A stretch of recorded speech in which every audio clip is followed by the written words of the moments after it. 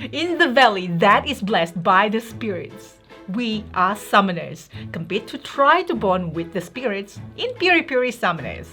And today we'll be teaching you how to play Piri Piri Summoners, game designed by Louis Su and Emio Poon and published by Mokuwomo. And hello everyone, it's Stella. And Tarrant here from Meeple University. Alright, let's get to the classroom. In Piri Piri Summoners, players are summoners represented by these wooden figures, racing to be the first to summon their spirit cards to the valley.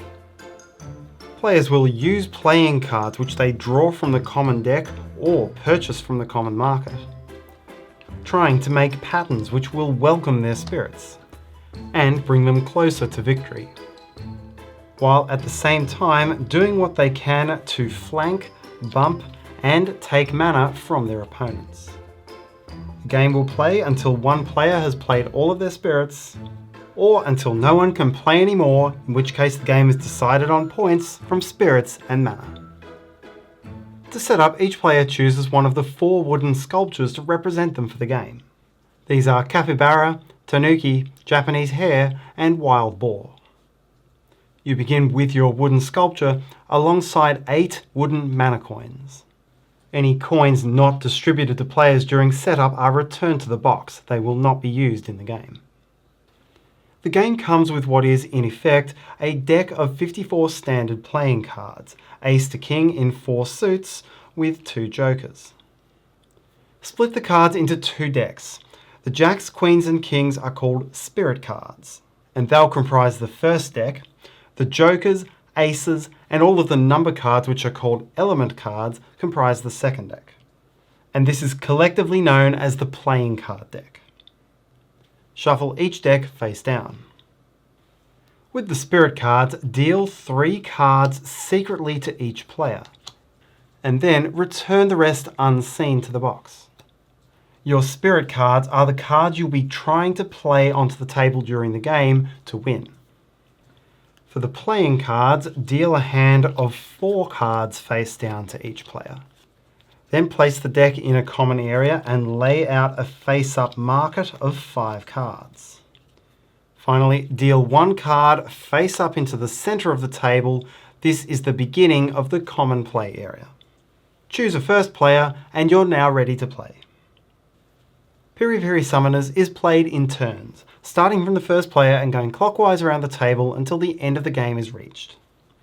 Each turn involves gaining 1 card from the deck or market, using 1 card either to discard it or play it into the general field, and then optionally placing spirit cards if the conditions on the board allow it. As you take your turns, your wooden sculpture will follow the cards you play on the board.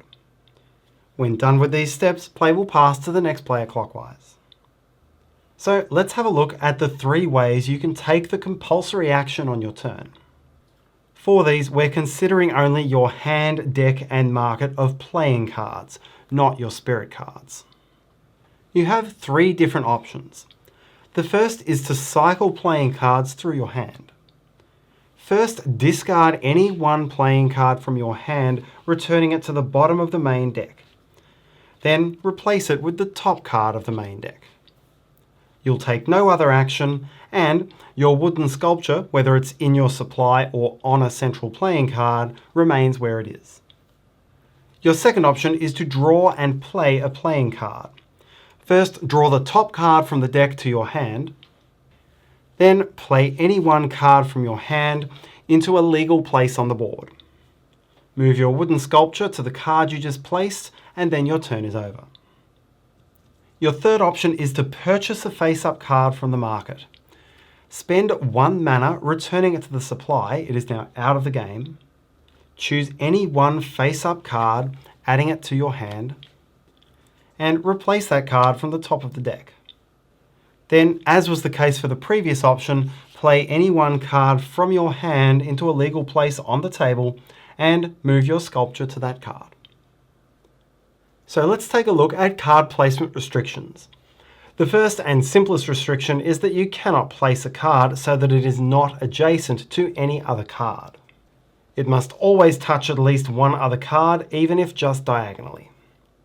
Note this applies only when the card is placed. Cards could later be removed, meaning that at that point cards won't be touching. When playing an element card, remember that's any numbered card from 2 to 10, you may always place the card diagonally adjacent to other cards without restriction. So this, or this would all be legal for any element card. However, to place a card orthogonally adjacent to any previously placed cards, you must check its suit and number. On the bottom of every card, you'll see an icon like this, and this shows you the order of priorities for the 4 different suits. This is a circular priority. Here you can see that blue overlaps red, and so blue is a stronger suit than red. Red overlaps green, so red is stronger than green. Green is stronger than yellow, and yellow is stronger than blue. Suits which do not overlap, like green and blue, are considered neutral to each other. So to play a card orthogonally, you'll first check the suit. If the suit of the card you're playing is stronger or neutral to the one it's adjacent to, then you may place it. This could legally be placed here, and this blue card could be placed here because it's neutral to green as well as to itself. However, if the card you're placing is of the weaker suit, you must now check the numbers. If the card you're playing is of the higher number, then it's legal to place. If it's equal or lower, it's illegal. As such, this placement here is not legal. The 6 is not large enough to beat the 10. Likewise, this placement is illegal. The red 8 is of the right suit to beat the green 10, but is of the weaker suit and lower number, so can't beat the blue 9. This placement, on the other hand, is legal because the red 8 beats the blue 2, even though it's of the weaker suit, because it's the higher number. For these purposes, aces and spirit cards, once they're on the table, are considered higher than any of the numbered element cards. Since red is the weaker suit than blue, there is no place adjacent to any of these cards where a numbered red card could be placed. But remember that numbered element cards may be placed diagonally without restriction. When placing a joker, it's considered to have wild colour and no number, so you can simply declare that this matches a suit which may legally be placed in any location. Once it's already on the board, other players may treat it as any colour of their choice as well, effectively giving you the flexibility to place any card next to it. Finally, aces have a special ability, making them stronger than the other playing cards. In terms of placement, it's considered a higher number than any of the element cards, but weaker than any spirit cards on the board, which means they may be placed orthogonally adjacent to any card except for a spirit card in its stronger suit. You may also play an ace on top of any previously placed card except a spirit card once it's in play. And when you do this, the card you replace leaves play and goes to the bottom of the draw deck. If you play an ace onto a card and another player's sculpture is currently on that card, then you displace that sculpture as well as the card you played on. After putting your own sculpture on the newly placed card, as you'd always do, the displaced player retrieves their sculpture, returning it to their supply to be placed next turn, and if possible must pay 1 mana to the player who displaced them. If your play results in a card being surrounded either above and below or left and right by cards of its stronger suit, then that card is considered flanked. If it's a playing card, remove that card from play and return it to the bottom of the main deck. If this causes another player's sculpture to be displaced, treat this the same as if you'd played an ace. That is, it returns to the player's supply, and the displacer steals 1 mana from the displaced if able. Spirit cards, once they're on the table, can be involved in flanking. And the spirit cards themselves may also be flanked. However, if the latter happens, the card is not removed from the table, but any wooden sculptures on it are, with the exchange of mana occurring as usual. Jokers can provide great flexibility when flanking. but are likewise in their own right relatively easy to flank. One of the game's primary aims is to play spirit cards onto the table. The jacks are the easiest to do, followed by the queens, then the kings, although you don't have to place them in that order. A jack may be summoned in any location where it is flanked either on left and right or top and bottom by playing cards of the same suit. The summoning location can be empty or it can contain another playing card. So if this blue card were played here, the location of the yellow 8 becomes a valid place to summon a blue jack. Spirits do not need to be played on your turn. If you ever see a situation where you can play a spirit, you're allowed to do it. If multiple players want to play spirits at the same time, whoever is next in turn order, starting from the current player, is the one who gets to play the spirit. To play a spirit, place the card into the location, move your sculpture there, pay 2 of your mana back to the box, you must have at least 2 mana to be allowed to take this action, and consume those 2 surrounding cards, as usual returning them to the bottom of the main draw deck. If you summon on a space which already has a card, then the card that you cover is consumed as well.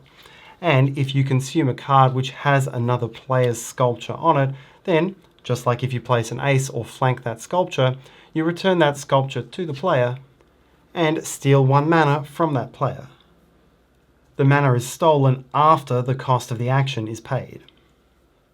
As usual, jokers provide suit flexibility, with these spaces being valid for yellow or red jacks. Playing a queen works in a similar way. It still costs you 2 mana, but you must find a location with 3 adjacent cards of the matching suit. Queens are stronger than jacks on the board, and so unlike jacks where you may only use and consume playing cards, queens are also allowed to use and consume jacks. Right now, for 2 mana, a blue queen could be placed here, consuming these 3 cards, or could be placed over this joker, consuming these 4 cards, including this jack. The yellow queen could be placed here, consuming these 4 cards, and a green queen could be placed here over this blue jack to consume these 4 cards. Rules for placing and displacing the sculptures are unchanged from the jacks. Finally, kings are another 1 step up in difficulty. It will still cost you the 2 mana to play, but now you need a location which is surrounded on all 4 sides by cards of the matching suit. This can include both jacks and queens. All usual rules for displacing sculptures and consuming cards apply. If at any point you've played all 3 of your spirit cards onto the table, whether they're still there or not, you immediately win the game. However, it is entirely possible that the game never reaches that point. Remember, each player begins with 8 mana and will need at least 6 to play all of their spirits. If people keep stealing your mana by displacing your sculpture, then you may not have enough to play your final spirit. And if players keep spending mana to buy cards from the market, then it may reach the point where nobody can complete their spirits. Remember, there is no way for new mana to enter the game once it's been spent. If you reach the point where everyone passes and nobody has any more actions they wish to do, then you will instead determine the winner based on points. Gain 1 point for each of your mana. Gain 2 points for each jack you've played, 4 points for each queen, and 6 points for each king. The final copy of the game will have specific 2, 4, and 6 point wooden coins which you take as you summon the cards. This is where a player who was randomly dealt a more difficult hand of cards to complete can still win the game by completing some of it and having more points. Also remember, each of these cards did cost you 2 mana and therefore 2 points to play. The net points for playing a jack is actually 0. But nevertheless, count up your points, 1, 2, 4, and 6, and the player with the highest score wins. If tied, victory is shared. And that's how to play Piri Piri Summoners. We are using a prototype copy of the game, so the rules and components may not be final, and do check out the project page for the game. We'll put a link to that in the description below. And thanks so much for watching. Your like and comments are much appreciated. Subscribe to see what's coming and let us know what games you've been playing. Have a great day. Bye.